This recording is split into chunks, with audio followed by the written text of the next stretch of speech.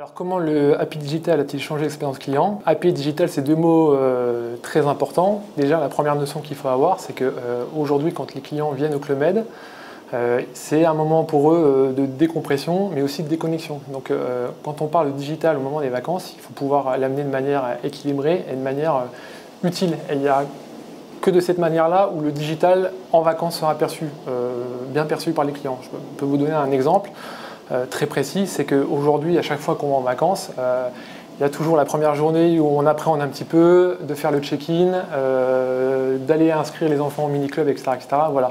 Ça, c'est des moments pas sympas dans le moment de vacances et le digital permet de simplifier ces moments-là en le faisant en avance. Et donc, du coup, quand on arrive le premier jour, pas besoin de passer à la réception, pas besoin de passer au mini-club pour s'inscrire. Là, on est réellement dans une notion de digital utile, d'où l'appellation Happy Digital.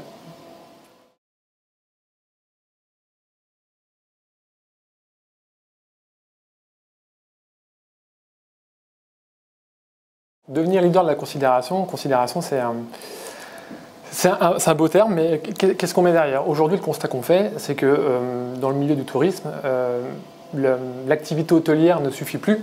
Maintenant, il faut être bon avant, il faut être bon pendant, et il faut être bon après. Et c'est ce qu'attendent les clients. C'est qu'aujourd'hui, les clients, ils attendent le petit geste, le petit détail qui va faire la différence, notamment quand ils viennent au Club Med. Ça, c'est le premier point. Le deuxième point, quand on est dans une logique de considération, c'est de passer finalement d'une relation client dit classique à une relation d'inclusion. Ça veut dire quoi? Ça veut dire que dans notre réflexion, on va inclure nos clients pour réfléchir au futur Club Med de demain, par exemple, mais aussi à les inclure dans nos activités et réfléchir sur nos futures activités.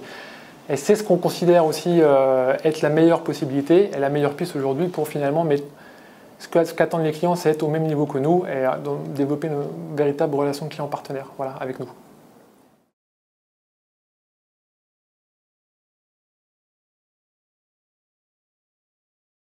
Comment et pourquoi le Club Med associe ses clients à sa gouvernance? Tout ça, ça fait finalement à une tendance très forte qui est qu'aujourd'hui les clients ils ont des mots à dire et ils ne se contentent plus aujourd'hui d'un simple rôle de client acheteur, consommateur. Ils ont besoin aujourd'hui de communiquer avec leur marque et de participer et de s'impliquer avec cette notion toujours de client partenaire dont je parlais précédemment.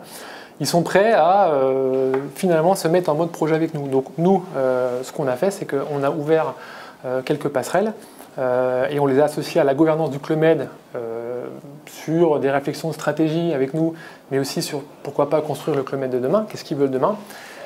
Et par rapport à ça, on a créé un programme qui s'appelle Club Makers, qui se décline en 3 parties. La première partie, c'est un laboratoire d'idées, où ni plus ni moins une plateforme digitale, une boîte à idées digitale où les clients peuvent de manière instantanée poster des questions, mais aussi proposer de nombreuses idées.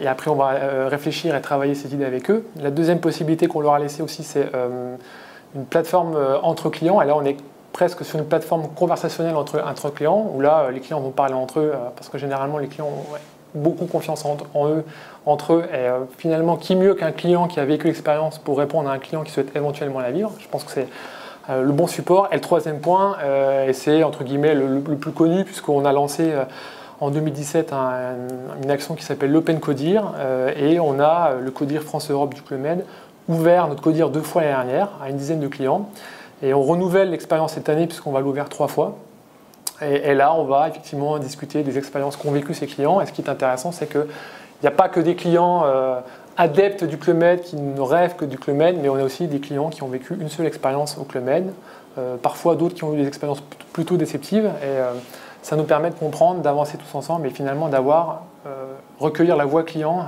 aux plus hautes instances de l'entreprise. Et c'est aussi comme ça qu'on fait de la co-gouvernance finalement avec nos clients.